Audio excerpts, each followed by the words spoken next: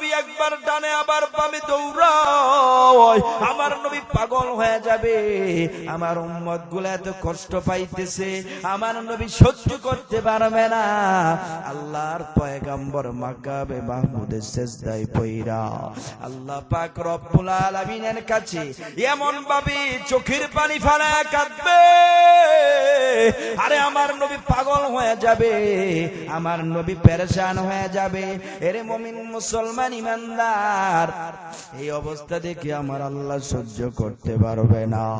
আল্লাহ পাক রব্বুল আলামিন ডাক দিয়ে বলবে, বন্ধু ও দয়ার নবী, আপনি মাথা উঠে ফেলেন, আর সারা জিন্দেগি বড় উম্মতের জন্য চোখের পানি ফেলায় কাঁদলেন, এখন কেন আপনি কান্দেন? না না, আপনার আর কান্নার কোনো প্রয়োজন নাই। এরে বান্দা, সেই দিন আমার নবীর কান্না দেখে আমার আল্লাহ সইতে পারবে না। ওই সময় আমার আল্লাহ ডাক দিয়া বলবেন, নবী আমার, ওগো নবী আপনি কি চান আপনি আমার কাছে বলেন, আমি আপনাকে দিয়া দিব। ওই সময় আমার নবী ডাক দিয়া বলবে, আল্লাহ আমি তোমার কাছে কিছুই চাই না, ও দয়ার মালিক একটা বার তাকায় দেখো না, আরে আমার উম্মত গুলা পাগল হয়ে যায়, আমার উম্মত গুলার কত কষ্ট হয়, আল্লাহ তুমি আমার উম্মত গুলারে বাঁচাও। সেদিন আমার আল্লাহ ডাক দিয়া বলবেন, নবী আমার, আমি আপনারে অনুমতি দিয়া দিলাম, আপনারে পারমিশন দিয়া দিলাম, এইখানে আপনার যাকে পছন্দ হয় হাজার হাজার উম্মত থেকে আর বিলিয়ন বিলিয়ন উম্মত থেকে আপনার যাকে পছন্দ হয়, আমি আপনারে অনুমতি দিয়া দিলাম, আমি আপনারে পারমিশন দিয়া দিলাম, এইখানে আপনার যাকে বেশি পছন্দ হয়, যাকে আপনার মোহাব্বতের উম্মত বলে মনে হয়, ও নবী আমি আপনার অর্ডার দিয়া দিলাম, আপনি এখান থেকে বাছাই করে যাকে মন চায় তাকে আমি আল্লাহর জান্নাতে ঢুকায় দেন। আল্লাহু আকবার। আর কে দারত খৌফে হক দার দিল মুদাম, জন্নতুল মাওয়াতে হাদউরা মাকাম, হর কে দারত খৌফে হক দর দিল মুদাম, জন্নতুল মাওয়াতে হাদউরা মাকাম। এই জন্য আমার ভাইরা, এর যুবক ভাই, এ তুলপায়ের মুসলমান, দিলের কান লাগায় শুনে নাও, এ যুবক ভাই, বৃদ্ধ বাবা, পর্দার অন্তরালের মা, কেমন মায়ার নবী, রহমতের নবী পাইলা, যেই নবী উম্মতের জন্য এত পাগল, আরে যেই নবী উম্মতের জন্য এত পেরেশান, যেই নবী উম্মতের জন্য ঠিক মতো খায় না, যেই নবী উম্মতের জন্য ঠিক মতো ঘুমায় না। এরে বান্দা, শুধু তাই না, কিয়ামতের ময়দানে সবাই যখন নাফসি নাফসি বলবে, আপনার আমার নবী সেদিন নাফসি নাফসি বলবে না, আপনার আমার নবী আপনার আমার জন্য কাঁদবে। তাহলে উম্মতের জন্য কত মায়া, কত মোহাব্বত রে বাবা। এই জন্যই তো আমার রব জানায় দেয়, ওরে বান্দা, যদি আমি আল্লাহকে পেতে চাও, আমি আল্লাহর জান্নাতে যদি বান্দা যেতে চাও, আমার নবীর মোহাব্বত অন্তরে ঢুকাও, আমার নবীর ভালোবাসা অন্তরে ঢুকাও। এরে বান্দা, আল্লাহ পাক রব্বুল আলামিন জানায় দিছে, ওরে বান্দা, আমি আল্লাহকে পাওয়ার জন্য আমার নবীর মোহাব্বত ভালোবাসা তোমার কেমন হবে? ওরে বান্দা, সেই ভালোবাসা কতটুকু পর্যায়ের হবে?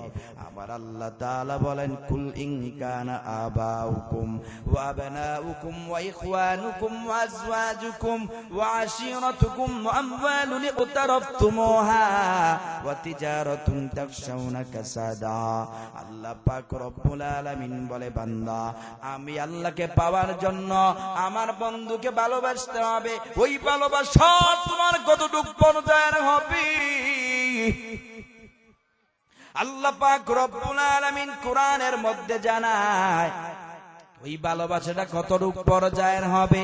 আমার আল্লাহ বলে, গোলাম তুমি তোমার বাবাদেরকে যতটুকু ভালোবাসো রে বাবা, তোমাদের বাবাদের চেয়ে বেশি আমার নবীরে ভালোবাসতে হবে, তোমাদের ভাইদের চেয়ে বেশি ভালোবাসতে হবে, তোমাদের সন্তানদের চেয়ে বেশি ভালোবাসতে হবে। এরে বান্দা, শুধু তাই না, আল্লাহ পাক রব্বুল আলামিন বলে, গোলাম তোমাদের বোনদের চেয়ে বেশি ভালোবাসতে হবে, তোমাদের স্ত্রীদের চেয়ে বেশি ভালোবাসতে হবে। এরে বান্দা, শুধু তাই না, শুধু তাই না, আমার আল্লাহ বলে, বান্দা তোমার ব্যবসা বাণিজ্য মাল সম্পদ যা কিছু আছে সব কিছুর চাইতে আমার নবীরে বেশি ভালোবাসতে হবে। এই জন্য বান্দা এই দুনিয়ার জমিনে থাইকা, এ যুবক ভাই, এই দুনিয়ার জমিনে যাদেরকে সবচেয়ে বেশি মহব্বত করি আর যাদেরকে সবচেয়ে বেশি ভালোবাসি, এক নাম্বার আপনার বাবা। আমি আর আপনি, আপনার আমার বাবা কি এত পরিমাণ মহব্বত করি? বলে কেমন মহব্বত করি? আপনার আমার সামনে যদি আপনার আমার বাবারে কেউ গালি দেয়, সহ্য করা যাবে নাকি? কি বলেন, সহ্য করা যাবে? বলে না না। আপনার আমার মাকে কেউ গালি দিলে সহ্য করা যাবে নাকি? বলে না না। আপনার আমার স্ত্রীকে, আপনার আমার সন্তানকে কেউ গালি দিলে সহ্য করা যায় না। শুধু তাই না, বলে কেন সহ্য করা যায় না? কারণ তাদের প্রতি এত পরিমাণ মহব্বত, এত পরিমাণ ভালোবাসা, এত পরিমাণ মহব্বত তাদের প্রতি, যার কারণে তাদেরকে কেউ কিছু বললে সহ্য করা যায় না। এরে মুমিন মুসলমান ইমানদার আল্লাহর গোলাম, এ যুবক ভাই, দিনের কান লাগায় শুনো, ও বৃদ্ধ বাবা, পর্দার অন্তরাল মা, ওরে মুমিন মুসলমান ইমানদার আল্লাহর গোলাম, শুধু তাই না, শুধু তাই না, আমার আল্লাহ জানায়া দেয়, ওরে বান্দা তোমার ব্যবসা বাণিজ্য মাল সম্পদ যা কিছু আছে ওইগুলার চাইতে আমার নবীরে বেশি ভালোবাসতে হবে। কারণ এই দুনিয়ার জমিনে থাইকা যাদেরকে বেশি মহব্বত করি, এক নাম্বার হলো আপনার আমার পিতা মাতা, আপনার আমার স্ত্রী সন্তান, ব্যবসা বাণিজ্য মাল সম্পদ। এই দুনিয়ার জমিনে থাইকা এইগুলার প্রতি সবচেয়ে বেশি মহব্বত আর সবচেয়ে বেশি ভালোবাসা। এই জন্য আমার আল্লাহ এই কোরআনের আয়াত দিয়ে আমার আল্লাহ বুঝায় দেয়, ওরে বান্দা এই ভালোবাসা তোমার কতটুক পর্যায়ের হবে। আমার আল্লাহ বুঝায় এতগুলো আপনাদেরকে যা বললাম এই আয়াতের ব্যাখ্যা করতে যাইয়া, এরে বান্দা মায়ের কথা, বাবার কথা বললাম, আর সন্তান স্ত্রীদের কথা বললাম, ব্যবসা বাণিজ্যের কথা বললাম, সব কিছুর চাইতে আল্লাহর নবীর মহব্বত অন্তরের মধ্যে বেশি থাকতে হবে। এরে বান্দা, শুধু তাই না, সবকিছুরে তুমি যত ভালোবাসো এই দুনিয়ার জমিনে থাইকা, তাদেরকে যত মহব্বত ভালো তুমি বাসো না কেন, তাদের চেয়ে বেশি আমার নবীরে ভালোবাসতে হবে। এই জন্যই তো আল্লাহর নবীর সাহাবী হযরত উমর আল্লাহর নবীর সামনে গিয়ে দাঁড়ায় গেছে, আল্লাহর নবীকে ডাক দিয়া বলেন, নবী আমার। সহিহ বুখারী এবং মুসলিম শরীফের বর্ণনা। হযরত উমর ডাক দিয়া বলেন, নবী আমার, আমি আপনারে বড় মহব্বত করি, শুধু তাই না, আমি আপনারে বড় ভালোবাসি। কেমন ভালোবাসো রে ওমর? ওগো নবী, আমি সব কিছুর চাইতে আপনারে বড় ভালোবাসি। আমার মা বাবা, ভাই বোন, আত্মীয় স্বজন, বন্ধু বান্ধব যা কিছু আছে সব কিছুর চাইতে আমি আপনাকে ভালোবাসি গো নবী। কিন্তু আমি আমার নফস থেকে, আমি আমার জীবন থেকে আপনারে বেশি ভালোবাসতে পারি নাই। এই কথা বলার পরে আমার নবী বলেন, ওয়া রাসূলুল্লাহ সাল্লাল্লাহু আলাইহি ওয়াসাল্লাম, লা ইউমিনু আহাদুকুম হাত্তা ইয়াকুনা হাব্বা ইলাইহি মিন ওয়ালিদিহি ওয়া ওয়ালাদিহি ওয়ান নাসি আজমাইন। আমার নবী জানায় দেয়, রে ওমর, ওরে ওমর, তুমি ভালো করে শুনে নাও, যতক্ষণ পর্যন্ত পরিপূর্ণ মুমিন মুসলমান হতে পারবা না, যতক্ষণ পর্যন্ত তুমি তোমার মা বাবা, ভাই বোন, আত্মীয় স্বজন, বন্ধু বান্ধব, কেন পৃথিবীর সব কিছুর চাইতে আমি নবীরে ভালোবাসতে না পারবা। শুধু তাই না, তুমি তোমার নফস থেকে, তোমার জীবন থেকেও যদি আমি নবীরে ভালোবাসতে না পারো, তাহলে তুমি এখন এখনো পর্যন্ত পরিপূর্ণ মুমিন মুসলমান হতে পারো নাই। এই কথা বলার পরে এই কথাটা হযরত ওমরের কলিজায় গিয়া লাগছে। হযরত ওমর আর সহ্য করতে পারে না। হযরত ওমর এখান থেকে দূরে যাইয়া এই কথা বারবার চিন্তা করে, হায় হায়, আরে যার জন্য বেঈমানের দল থেকে জান্নাত পাওয়ার আশায়, আমার আল্লাহ কি পাওয়ার আশায় আমার নবীর দলে যোগ দিলাম, এখনো যদি পরিপূর্ণ মুমিন মুসলমান হতে না পারি, আমি ওমর বেঁচে থেকে কি লাভ হবে, কি লাভ হবে? হযরত ওমর তৎক্ষণাৎ সিদ্ধান্ত নিলেন, বলে না না, এরে বান্দা, হযরত ওমর চিন্তা করে, আমি আমার জীবন থেকে কেন, আরে আমি সব কিছু চাইতে আমার নবীরে বেশি ভালোবাসতে হবে। এই জন্য হযরত ওমর একটু পরে আল্লাহর নবীর সামনে দাঁড়াইয়া ডাক দিয়া বলেন, নবী আমার, আমি এখান থেকে সিদ্ধান্ত নিলাম, পৃথিবীর সব কিছুর চাইতে কেন আমি আমার মা বাবা, ভাই বোন, আত্মীয় স্বজন, বন্ধু বান্ধব কেন গো নবী, আমি আমার জীবন থেকে, আমার নফস থেকেও আপনি নবীরে তার চেয়ে বেশি ভালোবাসি। সুবহানাল্লাহ। ইমামুল আউয়ালিন আল আখিরিন, বড় সদকা রহমাতাল লিল আলামিন, সাইয়্যিদুল কাওনাইন, খতমুল মুরসালিন, আখিরা মদবুদ ফখরুল আউয়ালিন, শুদ্ধ ওজুদাস রহমাতাল লিল আলামিন, মসজিদে ও শুধু হামারো এ জমিন। ভাইয়া ইবনে খলফের গোলাম ছিল হযরতে বেলাল। হযরতে বেলাল কাজ কইরা যখন অবসর সময় পায়, আহাদ আহাদ বলে আমার মাওলা পাকের জিকির আদায় করতেন। ওই সময় একদিন যখন বেলাল জিকির করতেছে, এবার উমাইয়া বলে, আমার গোলাম বেলালের কি অবস্থা, একটাবার তাকায়া দেখি। বেলালের দিকে উমাইয়া তাকায়া দেখতেছে, আল্লাহর নবীর সাহাবী বেলাল,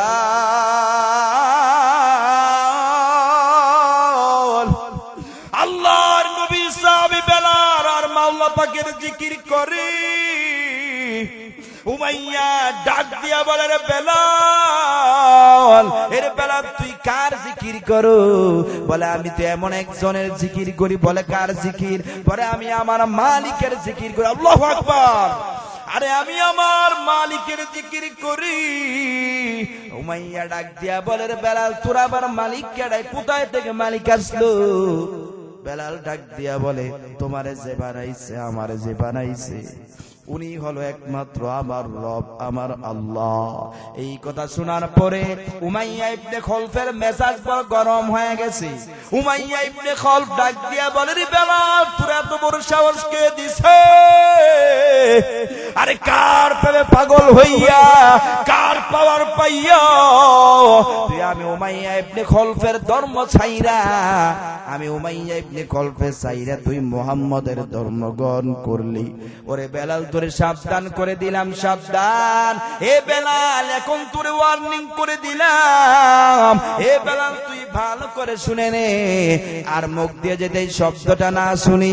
হযরত বেলাল ডাক দিয়া বলে, রে উমাইয়া, এতদিন আমি আমার মাওলার জিকির করছি, আস্তে আস্তে এখন থেকে আমি যত শক্তি আছে তত শক্তি দিয়ে আমি আমার মাওলার জিকির করব। আল্লাহু আকবার। এ বান্দা, হযরত বেলাল ডাক দিয়া বলে, রে উমাইয়া, এতদিন তো আস্তে আস্তে জিকির করলাম, এখন থেকে জিকিরে আওয়াজ বাড়া দিব।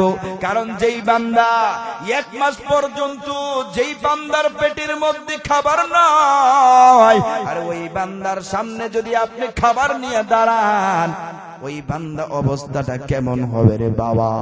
উমাইয়া ইবনে খলফ যখন বলে, বেলাল, তুই আর জিকির করতে পারবি না, বেলাল ডাক দিয়া বলে, রে উমাইয়া, এতদিন পর্যন্ত আমি আমার জীবনের স্বাদ উপলব্ধি করতে পারি নাই।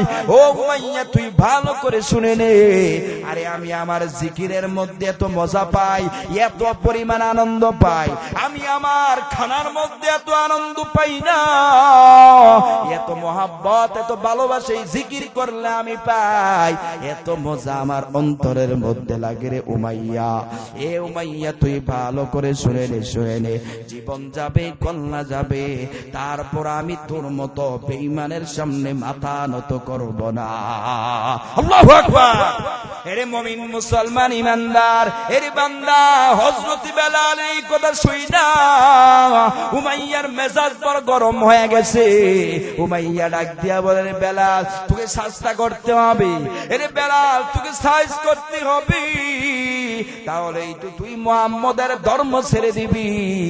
বেলাল ডাক দিয়া বলে, রে উমাইয়া দুঃস্বপ্ন নিয়ে বসবাস করলে হবে না, একবার যেহেতু আমি আমার মাওলার উপর ঈমান আনছি, এরে উমাইয়া আমি আমার মাওলার উপর ঈমান আইনা এত পরিমাণ স্বাদ পাইলাম, এত পরিমাণ মজা পাইলাম রে উমাইয়া, তুই আমার যত কষ্ট দেও না কোনো ঈমান ছাড়তে পারবো না। এরে বান্দা এদিক ওদিক না তাকাইয়া গভীর মনোযোগ দিয়ে শুনেন হযরত বেলাল কি উমাইয়া বলে, রে বেলাল এইভাবেই তো হবে না। হযরত বেলালকে এখান থেকে নিয়া উত্তপ্ত মরুভূমি বালুর মধ্যে শোয়াইয়া হযরত বেলালকে যে বালুর মধ্যে আমি আর এক সেকেন্ড দাঁড়াতে পারবো না, হযরত বেলালের হাতে পায়ের মধ্যে রশি বাইদা হযরত বেলালকে ওই বালুর মধ্যে শোয়াইয়া আরে বুকের মধ্যে বড় বড় পাথর দিয়া চাপ মেরে রাখছে। এত পরিমাণ নির্যাতন করা হয়, হযরত বেলাল চোখের পানি ফেলে কান্দি। হযরত বেলাল ডাক দিয়া বলে, দয়ার মালিক আমার আল্লাহ, আয় আল্লাহ, যে বালুর মধ্যে এক সেকেন্ড দাঁড়ানোর মতো ক্ষমতা নাই, সেই বালুর মধ্যে আমি বেলালকে হাতে পায়ের মধ্যে রশি বাইদা এত পরিমাণ আঘাত, শুধু তাই না রে মুসলমান, বড় বড় পাথর দিয়া চাপ মেরে রাখছে। গরমের তাপের কারণে হযরতে বেলালের চামড়া গুলা খসে খসে পড়ে যায়। হযরতে বেলালের শরীর থেকে চামড়া গুলা গোস্ত গুলা উঠা হযরতে বেলালের কলিজাটা পর্যন্ত শুকায় গেছে। হযরত বেলাল সহ্য করতে পারি না, এত পরিমাণ আঘাত করা হয়। হযরত বেলাল চিৎকার মেরে মেরে কান্না করে, আর নিজের গায়ের গোশতগুলা আর নিজের পায়ের চামড়াগুলা, শরীরের চামড়াগুলা আগুন শরীরের মধ্যে লাগায় দিলে যেমন ভাবে চামড়াগুলা খসে খসে পড়ে যায়, একটা জীবন্ত মানুষকে হাতে পায়ের মধ্যে রশি বাইন্দা, এ বান্দা একবার কল্পনা করে দেখুন আল্লাহর নবীর সাহাবীরা আল্লাহর নবীরে কেমন ভালোবাসে, আল্লাহর নবীর আনুগত্য কেমন ভাবে করেছে। হযরত বেলালের চামড়াগুলা যখন কষে কষে পড়ে যায়, শরীর থেকে রক্তগুলা, পানিগুলা, চামড়াগুলা, গোশতগুলা উঠে যায়, এক পর্যায়ে হযরত বেলাল অজ্ঞান হয়ে বেহুশ হয়ে পড়ে গেছে। হযরত বেলালের শরীরের মধ্যে উটের নাড়ি বুড়ি দিয়া এর বান্দা বড় বড় পাথর দিয়া চাপ মাইরা এত পরিমাণ কষ্ট দেয়, হযরত বেলাল কথা বলতে পারে না। হযরত বেলাল যখন বেহুশ হয়ে পড়ে গেছে, এবার উমাইয়া বেলালকে রাইখা সেখান থেকে চলে যায়। একটু পরে যখন উমাইয়া বেলালের সামনে এসে দাঁড়ায় গেছে, এবার তাকায় দেখে বেলালের কি অবস্থা। একটু পরে আইসা হযরত বেলালের সামনে দাঁড়ায় গেছে আল্লাহর নবীর সাহাবী। হযরত বেলালের সামনে দাঁড়াইয়া উমাইয়া ডাক দিয়ে দেখে বেলালের কোনো নাড়াচড়া চলে না, বেলাল কোনো শব্দ করে না, কিন্তু বেলালের ঠোঁট দিয়া হযরত বেলাল কেমন যেন আওয়াজ করতেছে। উমাইয়া ডাক দিয়া বলে, বেলাল মনে হয় এবার আমার কাছে আত্মসমর্পণ কইরা ঈমান ছাইরা আমি উমাইয়ার দলে মনে চলে আসতে মুখ দিয়া কি যেন মনে আমার কাছে ক্ষমা চায়। হযরত বেলালের ঠোঁটের মধ্যে যখন উমাইয়া তার কানটা লাগায়া দিছে, ওই সময় তাকায় দেখে হযরত বেলাল বেহুশ হয়ে পড়ে আছে। হযরত বেলাল ওই ঠোঁটগুলা লাইলা, ঠোঁটগুলা নাড়ায়া নাড়ায়া আল্লাহর জিকির আদায় করে আল্লাহু আকবার। হযরত বেলাল আহাদ আহাদ জিকির করতেছে। উমাইয়ার মেজাজ বড় গরম হয়ে গেছে। উমাইয়া মনে করছে হযরত বেলাল মনে আমার কাছে ক্ষমা চায়, কিন্তু দেখে হযরত বেলাল আমার মাওলার জিকির করতেছে। উমাইয়া এবার এলাকার বকাটে ছেলেদেরকে ডাক দিয়া আইলা হাতের মধ্যে বড় বড় চাবুক ধরাইয়া ডাক দিয়া বলে, ও যুবকেরা, এই যে বেলালকে দেখা যায়, এই বেলাল মুহাম্মদের ধর্ম গ্রহণ কইরা আমি উমাইয়া ইবনে খলফের ধর্ম ত্যাগ করে দিছে। এই বেলালকে আঘাত করতে করতে টুকরা টুকরা করে ফেলো। এরে বান্দা, হযরত বেলালের গায়ের মধ্যে চাবুকের আঘাত। এলাকার লম্পট ছেলেরা, এলাকার যুবকরা হযরত বেলালের শরীরের মধ্যে আঘাত কইরা আল্লাহর নবীর সাহাবী হযরত বেলালের শরীরটাকে রক্তাক্ত করে ফেলে। এত বড় বড় লাঠি দিয়া এমন ভাবে হযরত বেলালকে পিটায়, হযরত বেলাল আর সহ্য করতে পারে না রে বাবা। একটা জীবন্ত মানুষকে এরে বান্দা যদি তরবারি দিয়ে আঘাত করা হয়, ওই বান্দার অবস্থাটা কেমন হবে? হযরত বেলালের শরীরের চামড়াগুলা এ বান্দা গড়ায়া গড়ায়া রক্তগুলো পড়তেছে।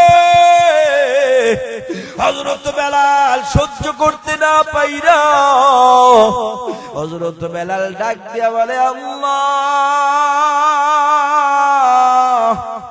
ও দয়ার মালিক আমার আল্লাহ, একবার তাকায়া দেখো না, তোমার ধর্ম গ্রহণ করার কারণে এত পরিমাণ কষ্ট আমারে দেওয়া হয়। আয় আল্লাহ, তুমি আমারে ধৈর্য ধারণ করার তৌফিক দান করো। হযরত বেলাল তখন আবার বেহুশ হয়ে জমিনের মধ্যে পড়ে গেছে। হযরত বেলাল যখন বেহুশ হয়ে জমিনের মধ্যে পড়ে যায়, এরি বান্দা হযরত বেলালকে রাইখা উমাইয়া সেখান থেকে চলে যায়। একটু পরে আবার বেলালের সামনে চলে আসছে। এবার উমাইয়া তাকায় দেখে হযরত বেলাল হাত পা নাড়াচাড়া করি না, শুধু ঠোঁট নাড়ায় নাড়ায় কি যেন বলে।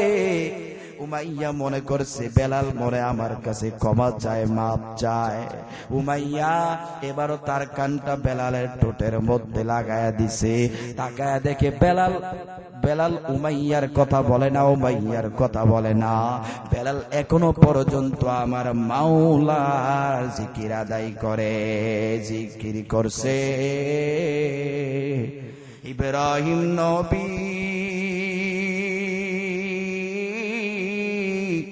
নমরুদেরা গুনে ফেলি, আগুন হইল ফুল বাগিচা, আগুন হইল ফুল বাগিচা, নবীর পশম জ্বলে না। হামেশা জিকির কর মুমিন, গাফেল তাই কোনা। জিকির করছে মুসা নবী,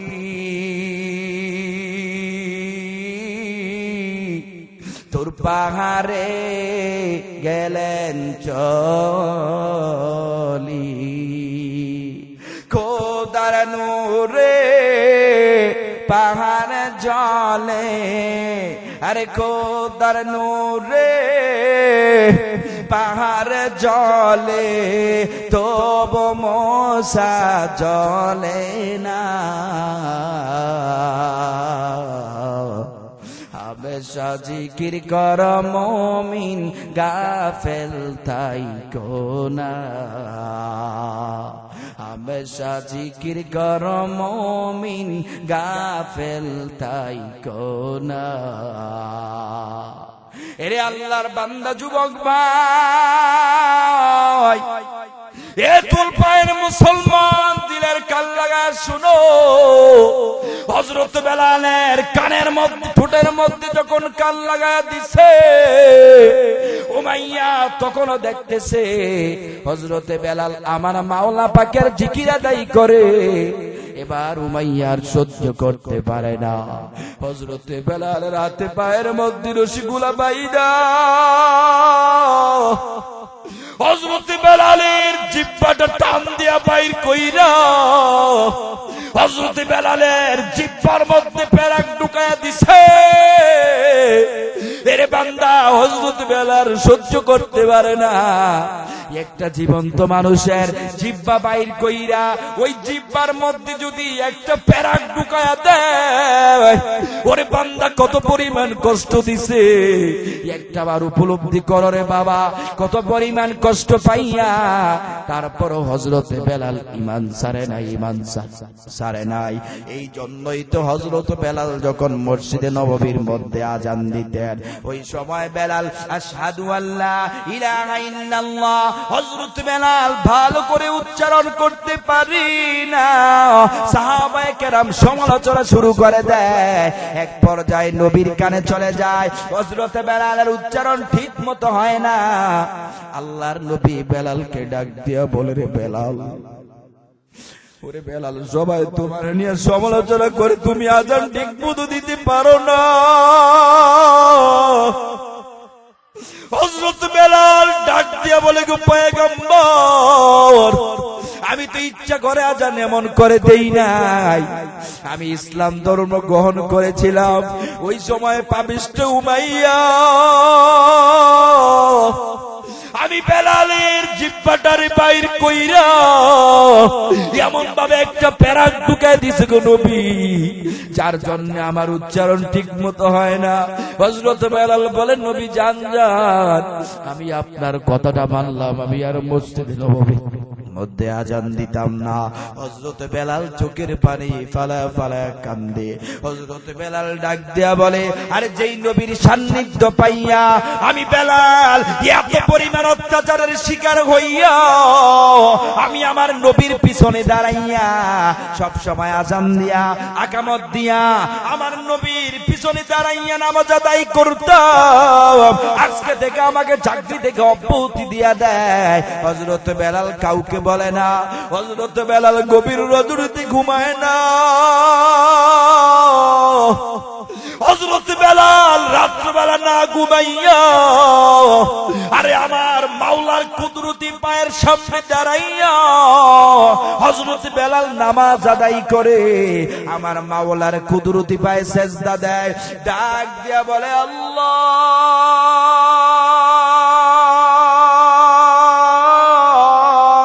আল্লাহ আকবার। ও দয়ার মালিক আমার আল্লাহ, আল্লাহ ঈমান আনতে যাইয়া আমার জিহ্বার মধ্যে পেরাক ঢুকায় দিছে, যার জন্য যার উচ্চারণ ভালো করে দিতে পারি নাই। আল্লাহ এই জন্য আমাকে মুয়াজ্জিনি থেকে অব্যাহতি দেয়া দেয়। হযরত বেলাল চোখের পানি ফেলা কান্দে। হযরত বেলাল যখন আমার আল্লাহর কুদরতি পায়ে রুকু দিয়া আরে আমার আল্লাহর কুদরতি পায়ে সেজদা দিয়া হযরত বেলাল এমন ভাবে কান্দে, আমার আল্লাহ সহ্য করতে পারে না।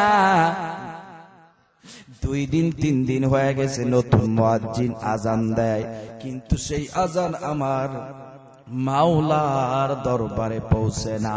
আল্লাহু আকবার। এরে বান্দা, হযরত বেলাল যখন আল্লাহর কাছে চোখের পানি ফেলা ফেলা কান্দে, আমার আল্লাহ সইতে পারে না। 2-3 দিন পরে আমার আল্লাহ জিবরাইলকে পাঠায় দেয়, জিবরাইল, এ জিবরাইল তাড়াতাড়ি আমার বন্ধুর কাছে চলে যা, আমার নবীরে তাড়াতাড়ি জানায় দে আমার বেলাল যদি এই মসজিদে নববীর মধ্যে আজান না দেয় আমি আল্লাহ সকালবেলা সূর্য উঠে আল্লাহু আকবার। ওরে বেলাল তাড়াতাড়ি, ওরে জিবরাইল আমার নবীর কাছে চলে যা, আমার মোহাব্বতের বেলাল যদি মসজিদে নববীতে আজান না দেয় আমি আল্লাহ কিন্তু সকালবেলা সূর্য উঠাইব না।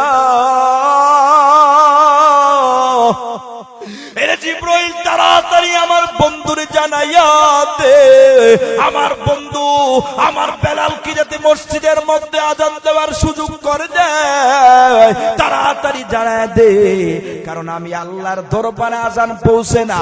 হযরত বেলালের এই কান্নার অবস্থা দেখিয়া জিবরাইল আমিন নবীর সামনে দাঁড়ায় যায়, ডাক দিয়া বলে, গো পয়গম্বর, আমার আল্লাহ পাঠাইছে, এতদিন পর্যন্ত আজান চলে, 2 দিন পর্যন্ত আজান হয়ে গেছে, এই আজান আমার আল্লাহর দরবারে পৌঁছে না, আমার আল্লাহ পাক জানায় দিছে তাড়াতাড়ি হযরত বেলালকে মুয়াজ্জিন হিসেবে নিয়োগ দেওয়ার জন্য, না হয় আমার আল্লাহ ওই মসজিদের মধ্যে দুনিয়ার জমিনে আজানও কবুল করবে না, দুনিয়ার জমিনে সূর্য উঠাইবে না। আমার নবী ডাক দিয়া বলে, রে বেলাল, ওরে বেলাল, তুই কি আমল কইরা, আরে আমার মাওলার প্রেমে পইরা, আমার মাওলার মোহাব্বত ভালোবাসা কি এমন আমল কইরা রে বেলাল আমার আল্লাহর কাছে এত পেয়ারা হয়ে গেছো? হযরত বেলালকে তাড়াতাড়ি নিয়ে আয়। ডাক দেখছে, বেলালের কাছে চলে যায়, তাকায় দেখে হযরত বেলাল আল্লাহর কুদরতি পায়ে সিজদায় পইরা আমার মাওলার কাছে চোখের পানি ফালায় ফালায় কান্দে। আমার নবী ডাক দিয়ে বলে, রে বেলাল, আল্লাহু আকবার, এরে বেলাল আর কান্না করতে হবে না, আরে আমার আল্লাহ সংবাদ পাঠায়া দিছে, আমার আল্লাহ এত পছন্দ তোমারে করছে, আমার আল্লাহ বলছে তুমি যদি আজান না দাও আমার আল্লাহ সূর্য উঠাইবে না। রে বেলাল, যাও যাও, তাড়াতাড়ি মসজিদে নববীর মধ্যে গিয়ে আজান দাও। এরে বান্দা, যেই কথা বলতেছিলাম, উমাইয়া হযরত বেলালের জিহ্বাটা বাইর কইরা হযরত বেলালের জিহ্বার মধ্যে পেরাক ঢুকাইয়া তারপর ঈমান হনন করার চেষ্টা করতে পারে নাই, মুখ থেকে ঈমান সরাইতে পারে নাই। এরে বান্দা, এবার হযরত বেলালকে কোনোভাবেই যখন উমাইয়া ঈমান ছাড়াইতে না পাইরা আর সহ্য করতে পারে না, এবার কি করা যায়? এবার হযরত বেলাল হাতে পায়ের মধ্যে রশি বাইদা হযরত বেলালকে রশি বাইদা সেই রশি ঘোড়ার পিছনে বাঁধছে, ওই ঘোড়া এলাকার অলিতে গলিতে রাস্তা দিয়া যায়, হযরত বেলালকে গড়ায় গড়ায় রাস্তা দিয়া নিয়ে যায়। এরে বান্দা, মানুষগুলা বেলালের শরীরের মধ্যে পাথর মারে, ইট পালকেল মারে, হযরত বেলালের শরীরের চামড়াগুলা উইঠা রক্ত দিয়া রাস্তাগুলা পর্যন্ত লাল হয়ে গেছে। রে বাবা, এই অবস্থা দেখে হযরত আবু বকর কান্দি। হযরত আবু বকর আল্লাহর নবীর দরবারে যাইয়া ডাক দিয়া বলে, গো নবী আমার, আপনার সাহাবী হযরত বেলাল কালেমা পড়ে মুসলমান হওয়ার কারণে উমাইয়া এত পরিমাণ জ্বালান জ্বালাইতেছে গো নবী। হযরত বেলালকে একটাবার কি উমাইয়ার কাছ থেকে আনা যায় না। আমার নবী ডাক দিয়া বলে, আবু বকর, এরে আবু বকর, তাড়াতাড়ি একটাবার কি যাও না, আমার বেলালকে কি উমাইয়ার কাছ থেকে আজাদ করতে পারবা না? এরে মুমিন মুসলমান ইমানদার আবু বকর ডাক দিয়ে বলেন, নবী আমার, অবশ্যই পারবো না কেন, অবশ্যই পারবো। হযরতে বেলালকে উমাইয়ার কাছে টাকা দিয়ে সেখান থেকে নিয়ে আসা হয়। এরে বান্দা, এই ঘটনা বোঝানোর উদ্দেশ্য হলো সাহাবায়ে কেরাম আল্লাহর নবীর মহব্বত অন্তরে এমন ভাবে ঢুকাইছে, আর জীবন দিয়েছে, রক্ত দিয়েছে, জিহ্বার মধ্যে পেরাক ঢুকায়া দিছে। একবার তো নবীর আনুগত্য করছে, একবার তো নবীকে ভালোবাসছে, এটা কোনোদিনও ছাড়তে পারে নাই। তার মানে জীবন দিয়েছে, রক্ত দিয়েছে, যত কিছু হয়েছে না কেন, তারপরও আল্লাহর নবীর কাছ থেকে ঈমান ছাড়ে নাই। আল্লাহর নবীর মহব্বত দিলের মধ্যে ঢুকায়া দিছে, আর সেই মহব্বত অন্তর থেকে সরায় নাই, সেই নবীর ভালোবাসা অন্তর থেকে সরায় নাই। এর বান্দা, এই জন্যই তো আমার আমার আল্লাহ ডাক দিয়া বলেন কুল্লা আতিউল্লাহ ওয়ার রাসূল, আল্লাহ এবং আল্লাহর নবীর আনুগত্য করো, এটার মধ্যেই বান্দা সফলতা, এটার মধ্যেই বান্দা তোমার জন্য কামিয়াব রয়েছে রে বাবা।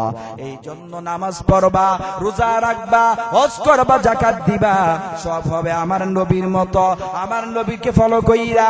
এরে বান্দা এই দুনিয়ার জমিনে থাইকা ও বৃদ্ধ বাবা, বৃদ্ধ মা, তুমি আর আমি আজকে কেমন ভাবে চললাম, নবীর অনুসরণ নাই, সাহাবায়ে কেরামের অনুসরণ নাই। আজকে তোমার মধ্যে পর্দা পাওয়া যায় না, তুমি নবীর মেয়ে ফাতেমার মতো চলতে পারো না। আরে বান্দা আমার নবীর স্ত্রী আম্মা জান আয়েশার মতো চলতে পারো না। আজকে নিজে বুক ফুলাইয়া প্যান্ট শার্ট পইরা রাস্তাঘাটে হাঁটো রে মা, নিজের চুলগুলারে চাইরা পুরুষকে দেখাইয়া কেন তুমি জাহান্নামের অধিবাসী হইবা? এই জন্য মা এই দুনিয়ার জমিনে থাইকা পর্দা করবা, নামাজ পড়বা, সব সময় আল্লাহর ইবাদত বন্দেগী চলবা, নবীর মেয়েদের মতো স্ত্রীর মতো চলার চেষ্টা করবা। এই জন্য আমার আল্লাহ বলেন কেমন নবী পাঠাইলাম।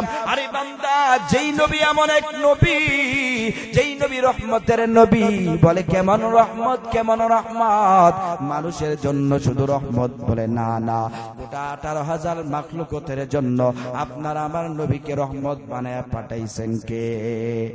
আর জোরে বলতে হবে কে? ওয়ামা আরসালনাকা ইল্লা রাহমাতান লিল আলামিন।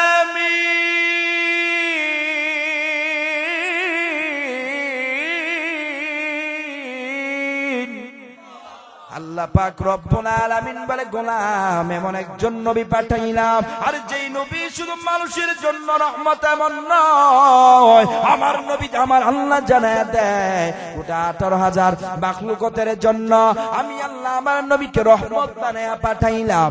এই জন্য আল্লাহ কোরআনের মধ্যে বলে গোলাম আমার নবীর অনুসরণ করো, অনুগত্য করো, এটার মধ্যেই বান্দা তোমার জন্য সফলতা।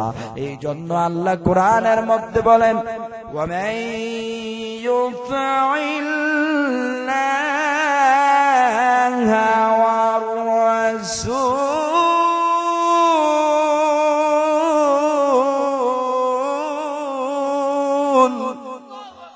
আল্লাহ পাক রব্বুল আলামিন বলে গোলাম আমার বন্ধু এবং আমি আল্লাহর আনুগত্য করো রে বাবা।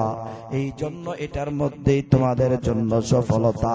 এই জন্য নবীকে ভালোবাসতে হলে নবীর দুরূদ বেশি বেশি পড়তে হবে, নবীর সুন্নাতের উপর আমল করতে হবে রে বাবা। বলে কেমন ভাবে পড়বা? আমার নবীর সুন্নাত অনুযায়ী চলবা, বেশি বেশি দুরূদ পড়বা, সময় যখন পাইবা তখন পড়বা সাল্লাল্লাহু আলাইহি ওয়াসাল্লাম, সাল্লাল্লাহু আলাইহি ওয়াসাল্লাম। এই দুরূদ যদি বেশি বেশি পড়তে পারেন, ভাঙা ঘরের মধ্যে আয়েশা আমার নবী আপনার আমার সাথে দিদার দিয়া দিবে, বলেন ঠিক কিনা?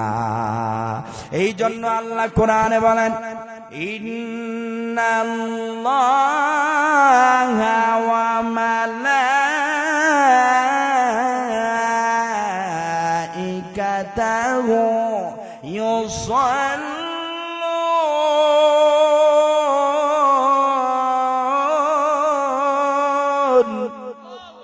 ইউসাল্লুনা আলান নবী। আমার আল্লাহ বলেন ও দুনিয়ার মানুষেরা, নিশ্চয় আমি আল্লাহ আমার ফেরেশতারা আমার বন্ধুর উপরে দুরূদ পড়ি। পরের অংশে আমার আল্লাহ বলেন ইয়া আইয়ুহাল্লাযীনা আমানু, যারা ঈমান আনছো, যারা বলছো আমি আল্লাহ এক, আরে আমি আল্লাহ ছাড়া কোনো মাবুদ নাই, আমি আল্লাহ ছাড়া কোনো ইলাহ নাই, লা ইলাহা